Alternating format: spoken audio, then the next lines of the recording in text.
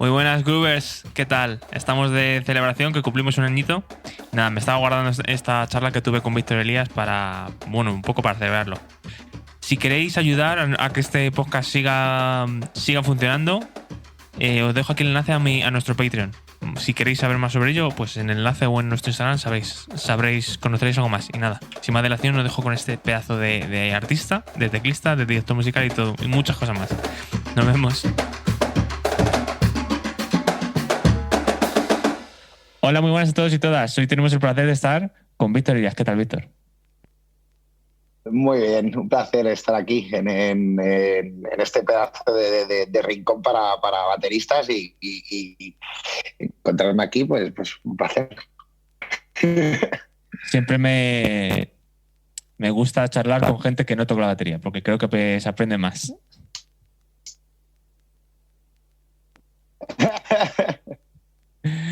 Dime, quisiera preguntarte por tus comienzos con la música.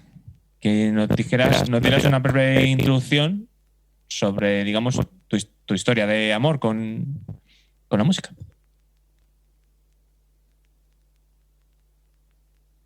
Pues mis comienzos con la música.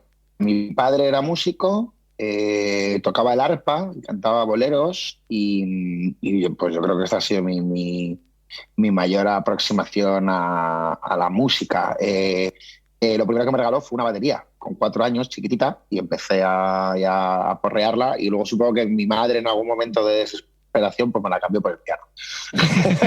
Pero ese paso prácticamente no lo recuerdo.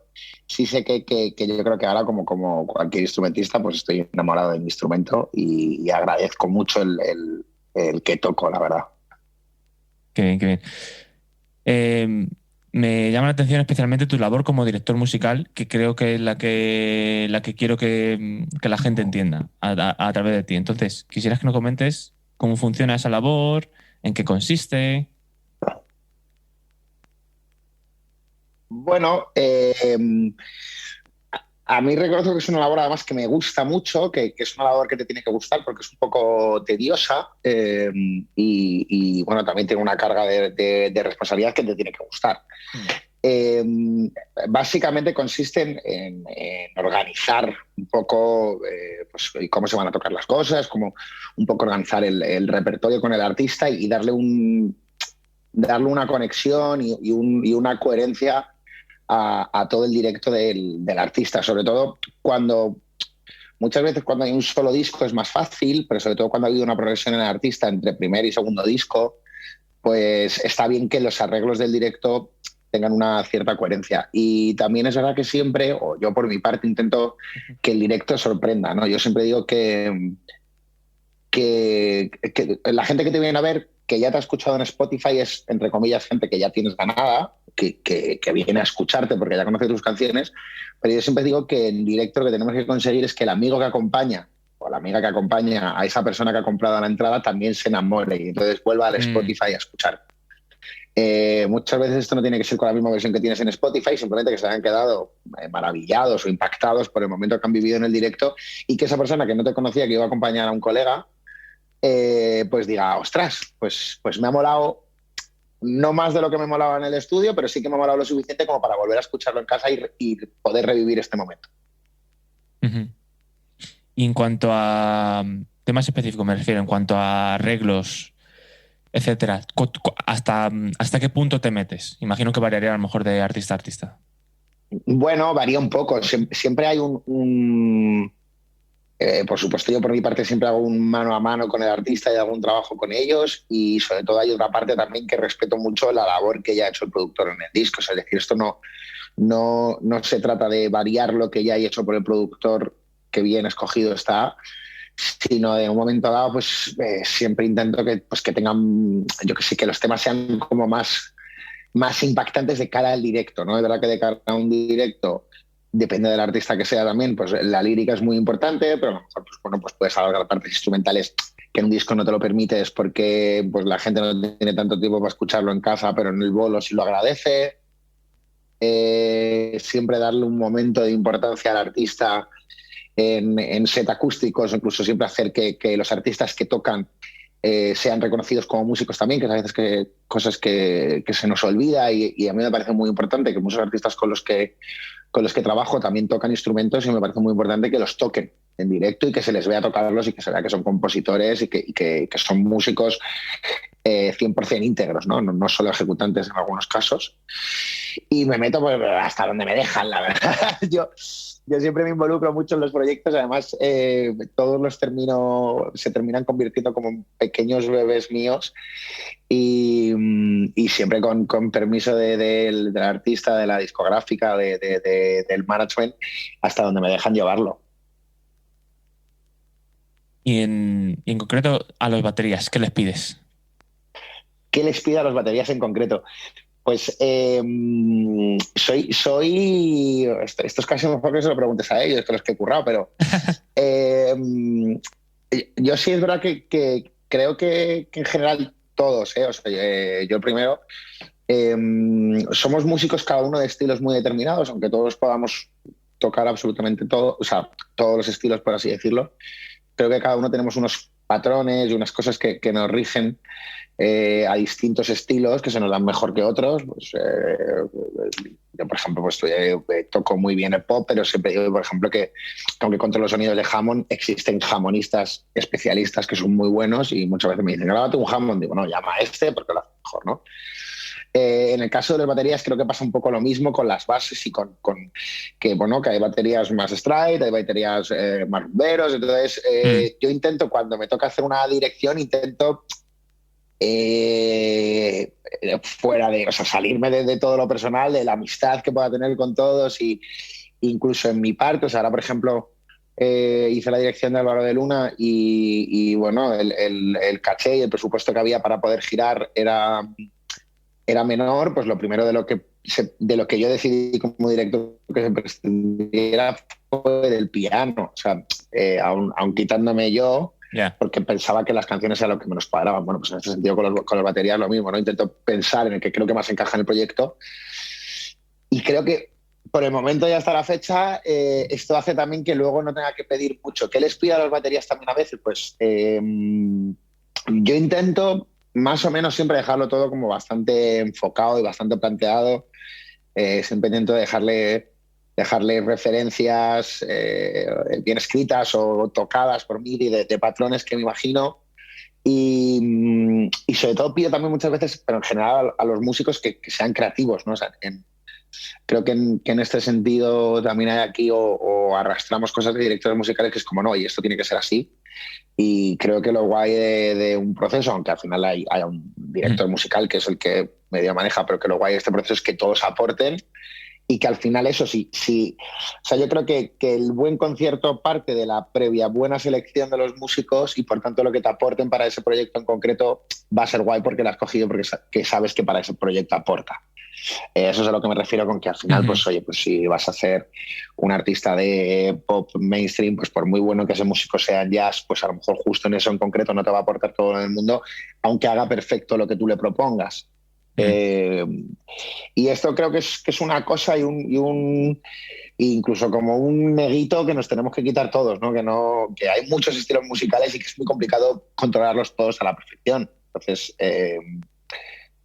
mola saber de todos, porque nunca sabes cuándo tienes que enfrentar a ellos. Para esto yo siempre digo que está la mili del músico, que es la orquesta por la que hemos pasado todos, la que yo estuve 2 años y otros tantos han estado tantos años, y luego la mili de tocar versiones, que es donde pues, más tipo de cosas tienes que tocar, pero luego tenemos que ser conscientes que al final cada uno nos tira a nuestro gusto personal y esto es normal y es lógico, ¿no? Y entonces muchas veces pues en función de con qué artista pues es que lo veo y dices, pues yo no podría realizar este trabajo porque no estoy tan especializado en esto.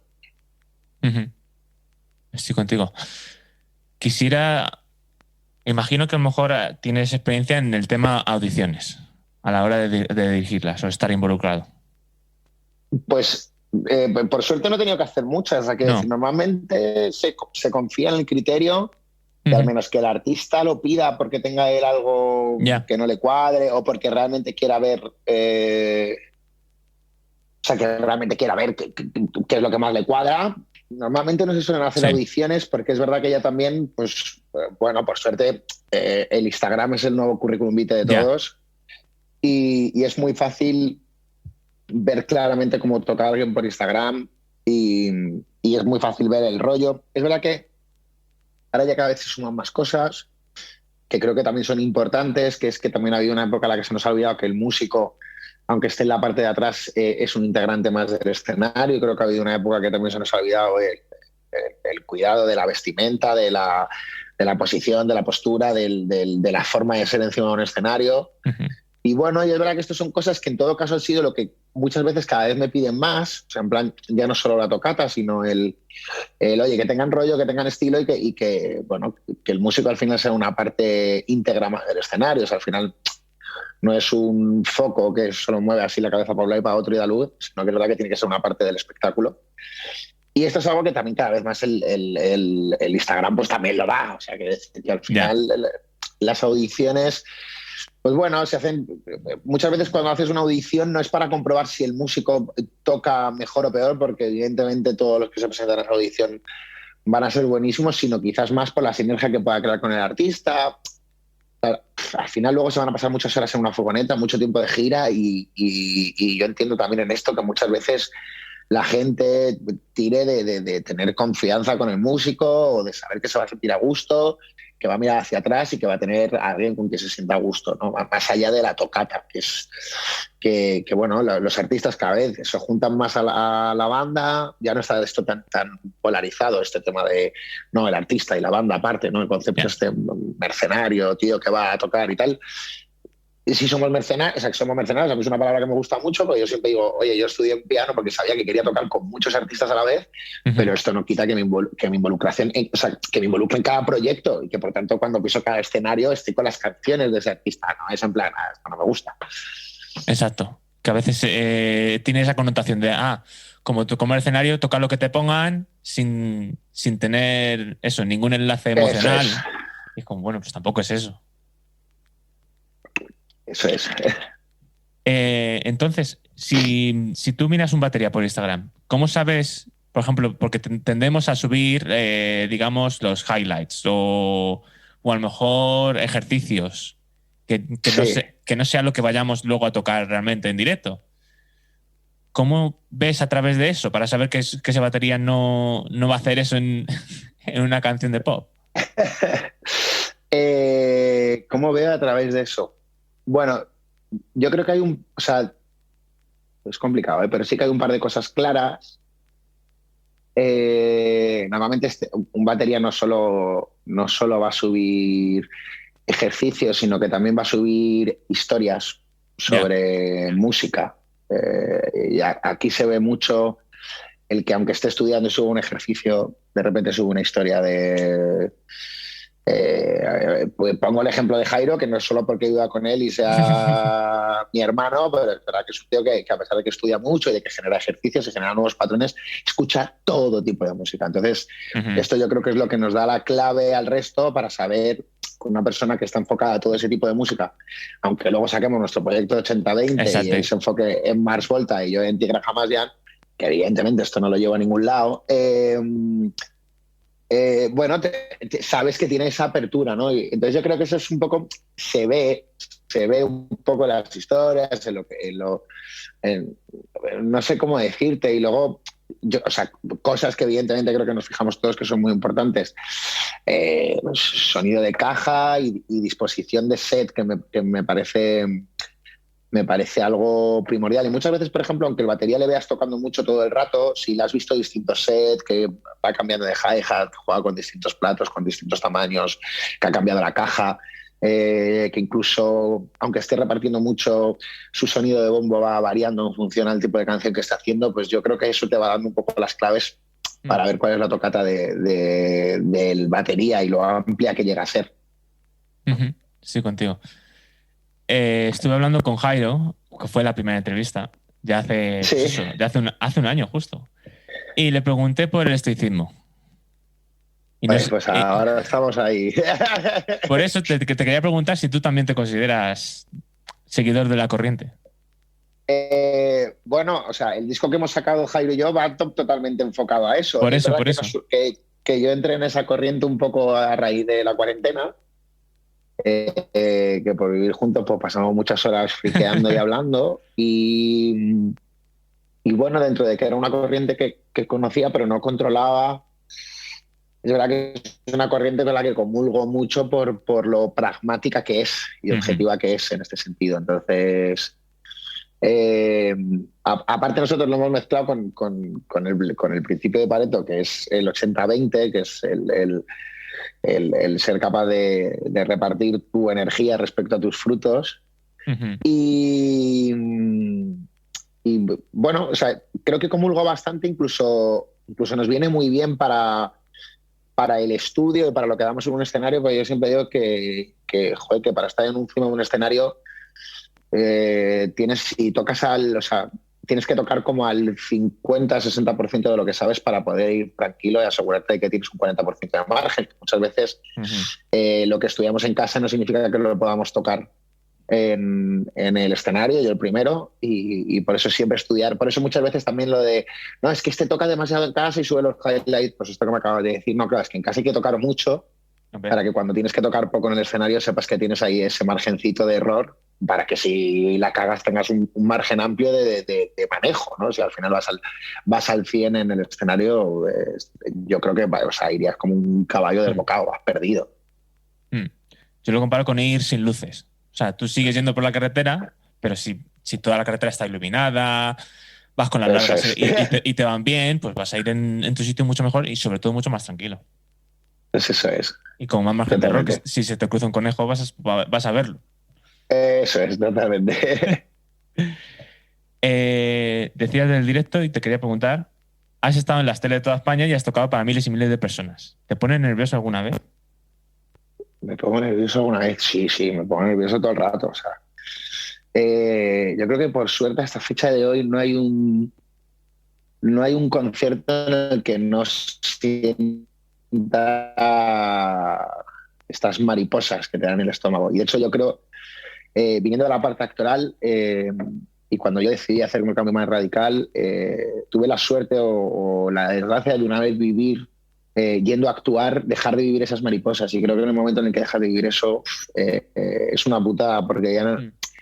no es que no estés respetando la profesión, pero sí es verdad que ya no estás sintiendo lo que se debería de sentir por ella, ¿no? Entonces, aunque luego con la interpretación las volví a recuperar en un momento, es verdad que con la música creo que no hay un solo día que el primer clic al ordenador para lanzar la primera secuencia o que el primer acorde que dé no esté lleno de sensaciones, ¿no? De hostia, lo que estoy viviendo, qué afortunado soy y de acordarme muchas veces durante el concierto. Mm. Creo que es importante. Porque como dices, porque el momento en el que no esté esa cosilla, al final es como, yo qué sé, como el amor. Como si estás con una pareja y ya Total, sí, no sí, sientes nada. totalmente. ¿Hasta qué punto, cambiando un poco de tema, hasta que lo han mencionado, hasta qué punto es importante controlar todo el tema secuencias, pads, samples? ¿Hasta qué punto es importante? A ver, estos son, bueno, el mundo secuencias no es una moda como tal, pero sí es verdad que el mundo a síntesis y tal está siendo como una moda, pero una moda que ya se va alargando en el tiempo y Mm. que cada vez se está demostrando que es más importante. Y podría decir un poco lo mismo que he dicho antes con respecto a los estilos, en tanto y cuanto te interese. O sea, en este caso la batería orgánica no va a ser algo que se deje de tocar en la vida, entonces el querer sumar a tu set el mundo electrónico pad, en tanto y cuanto te interese y te veas conectado a ello. Eh, es verdad que tú también puedes controlar hasta un punto de eso y querer fijarte de los que más les interesa, pues como todo. O sea, si controlas un poquito de ello, pues alguna vez te lo piden mejor. Y si no, pues en tanto y cuanto te interese, pues dices, pues oye, no, pues que yo estoy centrado en el rock orgánico Ujú. puro y duro y me encargo de sacar sonidos de otra forma. O aquí tendríamos el gran ejemplo del niño Bruno, que sigue siendo un batería orgánico y se preocupa más de sacarle el sonido más grave que pueda a la caja. Bueno, creo que de aquí lo interesante es siempre estar buscando y buscar nuevas cosas y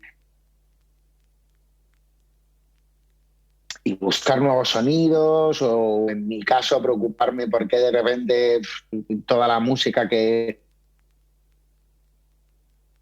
tiene esta corriente ahora un poco país, yo lo que me pregunto es qué grado está compuesta, hecho, se cumplen ciertos patrones que me parece, o sea, que eso, que lo que me parece interesante en este caso es no pararse, o sea, muchas veces tendemos a acomodarnos, que yo creo que nos pasa a todos, o sea, a mí el primero, y yo tengo la suerte de currar mucho en estudio, y entonces eso es lo que me hace muchas veces que me lleguen y me digan, mira, soy este artista nuevo y yo esto no lo controlaba, entonces me pongo a estudiarlo, ¿no? Pero, o sea, no creo que estemos obligados a seguir la corriente, pero sí a por lo menos preocuparnos de qué es lo que se está haciendo en cada corriente y darle también esa duda de ver si nos gusta o no nos gusta y ver cómo suena, ¿no? O cómo nos suena. Que muchas veces también a lo mejor puedes decir, oye, mira, yo no controlo el Mozambique, ya, bueno, no lo controlas, pero yo qué sé, si se pone de moda, vamos a ver qué pasa, ¿no? O el dembow, que es este sonido. Al final, este patrón que se ha puesto tan de moda, sobre todo con Lola Índigo y tal, que lo teníamos como muy electrónico y de repente, bueno, es una especie de funky brasileño, ¿no? De hecho, creo que los brasileños le llaman, lo tienen como muy intrínseco allí el tema de que es como un funky brasileño. Pues bueno, creo que al final lo importante es eso, investigar y decir, venga, pues voy a probarlos. Es que no nos tiene que gustar todo tampoco, que esto es algo también que a veces, joder, nos forzamos como a que nos guste toda la música y yo lo único que digo es que siempre con respeto. O sea, para mí me parece que todo es música en el momento en el que dos notas se juntan de manera armoniosa o no, o disonante en función del acorde, pero tampoco estamos obligados a que nos guste todo, sí a respetarlo todo. Eso sí que creo que es importante. Exacto, tratarlo con respeto. ¿Cómo ves el papel el papel del batería de cara al futuro, digamos, más cercano? De cara al futuro más cercano. Sobre todo quizás como músico de sesión. Es que como músico de sesión, pues al final hay algo que ha habido una época donde medio se ha perdido un poco en el lo-fi y en esta nueva corriente trap, pero es que es algo que al final, cuando quieres algo muy concreto, se vuelve un poco... Hay cosas que no van a desaparecer nunca. O sea, igual que la música clásica no ha desaparecido, ojalá no desaparezca nunca, y seguimos mamando de toda esa corriente del romanticismo y del barroco, y se siguen ejecutando sus piezas y la gente sigue estudiando años y años y años para poder ser músico de orquesta clásica. Lo mismo pasa con la batería orgánica, aunque vivíamos una época en la que el mainstream nos lleve a que las baterías son más electrónicas. Hay un punto en el que una caja, por muy bien hecho que esté un plugin de ordenador, si quieres una caja tocada, vas a necesitar una batería. Entonces, vuelvo a que creo que son modas y a que creo que va y viene, pero que por suerte todos los instrumentos en la música están como muy, muy bien escogidos, todos tienen muy claro su función, su papel.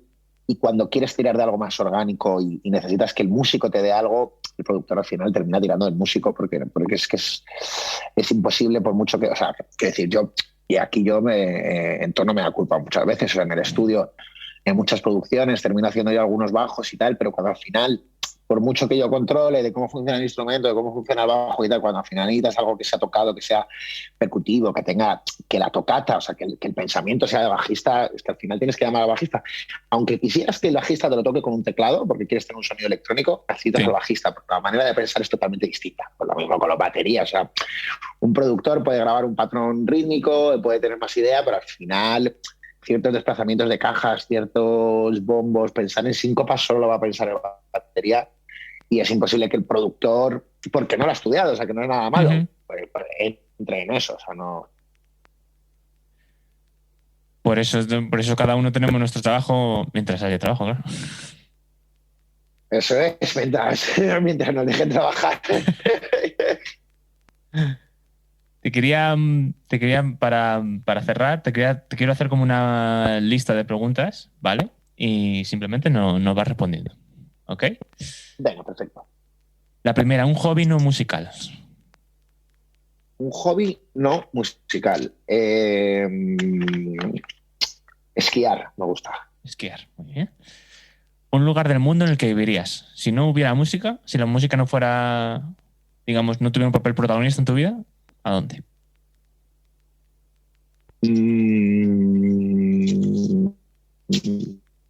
Buenos Aires. Muy bien. ¿Qué ha despertado tu curiosidad recientemente?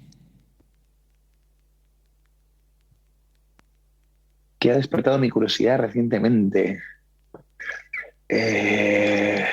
Bueno, ahora es que hace un año, lo que pasa es que este año no hemos podido presentar los exámenes, pero esto es porque llevo mucho tiempo siendo friki. Me apunté a psicología a distancia. Entonces, esto es algo que está despertando cada vez más mi curiosidad y ahora quería intentar hacerme un curso de musicoterapia. Qué guay. Creo que es algo muy aplicable a la profesión. No solo a ayudar, sino a nosotros mismos también, incluso a querer enfocar, a la hora de querer enfocar un mensaje al público. Estoy contigo. A mí me ha suscitado mucha curiosidad siempre. De hecho, pensé, pues de esta rayada de cuarentena, dije, ay, si me meto a la carrera y hago psicología y tengo una carrera de verdad, esas cosas. Lo llego a pensar.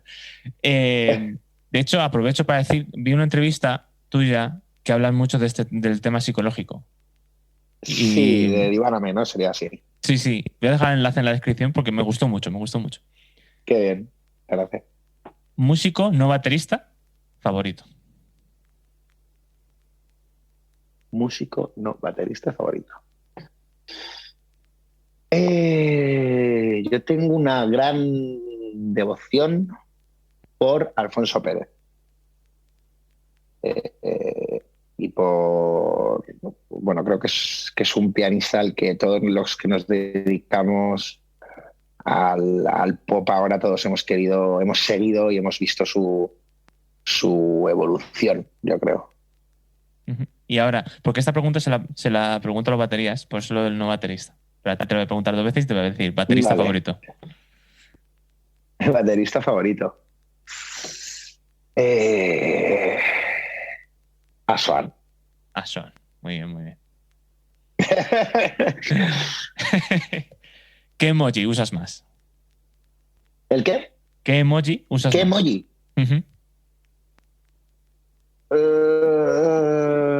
Yo creo que el de los cuernitos y las llamitas.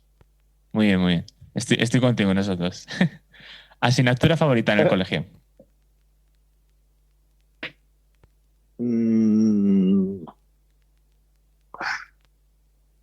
Pues biología me flipaba, tío. Yo creo que de ahí me debe venir también. Yo, aunque a ver, al final porque me di cuenta que no era buen estudiante, pero yo de pequeño quería ser médico, entonces hasta que me di cuenta que no me daban las horas del día.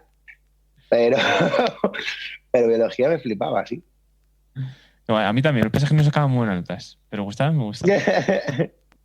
¿Qué significa el éxito para ti? El éxito para mí significa ser feliz con donde estés y ser feliz con donde estés y constante. Creo que el éxito te lo marcas tú mismo. Muy bien. Me gustaría, o sea, yo todas esas preguntas las hago y me gustaría expandirlas, porque muchas tienen mucha chicha detrás. Bueno, vamos a dejarlo ahí porque se pueden ir 3 horas. Si no tuvieras que dormir, ¿qué harías con ese tiempo? Más música, porque es que muchas veces no me da tiempo. Haría más música porque me dejo muchas cosas para hacer en el día. De hecho, hay un tema de 80-20, el de Premeditatio Malorum, que lo medio soñé los acordes. Y me pasa una cosa un poco friki, que algunas veces, pero no es como soñar la melodía en plan de, sí, o sea, no lo veo como algo súper dotado ni tal, o sea, lo veo como una putada, porque llego a tal punto de friquismo mental que a veces, por ejemplo, todos tenemos como ciclos de sueños, ¿no? Y pues no sé cuánto dura el ciclo de sueño, bueno, ponle que dura 1 hora. Pues yo, si me despierto a mitad de la noche, siento que ese ciclo de sueño ha sido mi menor, sol, do, re. me vuelvo a dormir y sueño como con otro ciclo de acordes, que es como otro sueño. Pues yo creo que si no durmiera, pues seguiría haciendo música. Ya, que es un poco como, bueno, déjame dormir tranquilo. No, pero luego mola. Ya. ¿Una película o libro favorito? ¿Película o libro favorito? Película favorita y que llevo tatuada, Pesadillas antes de Navidad. Pero más que por la película, el compositor, Daniel Elfman, me vuelve loco y es un compositor de bandas sonoras al que he seguido y al que me gusta su estilo y me transporta a otros lugares. Muy bien. Sin despreciar a Williams nunca, ¿eh? O sea, quiero decir que Williams es el más grande de todos, pero es verdad que, bueno, pues para mí Williams es el ejemplo de cuento épico y Daniel Elfman es lo tétrico, el cuento tétrico, ¿no? Guay. Es un género en el que no me he metido mucho porque digamos que le tengo mucho respeto, pues es tan denso. O sea, al final tienes que...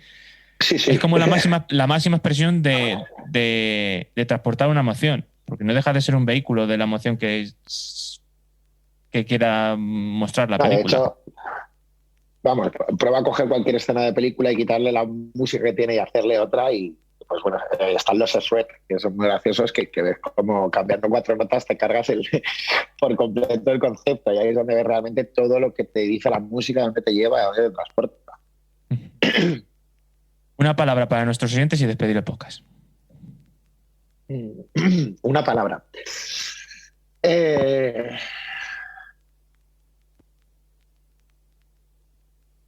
que la quiero buscar bien, ¿eh? Es que suena, ¿eh? No puedo decir 2. Bueno, si le pones un guión en medio. Venga. Confianza, constancia. Confianza, constancia. Muy bien. Vale, perfecto. Muchas gracias, Víctor. De verdad.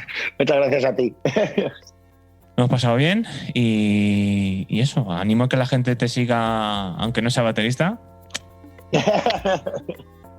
Porque se puede aprender mucho de ti, seguro que sí. Muchas gracias. Te mando un abrazo. Un abrazo fuerte.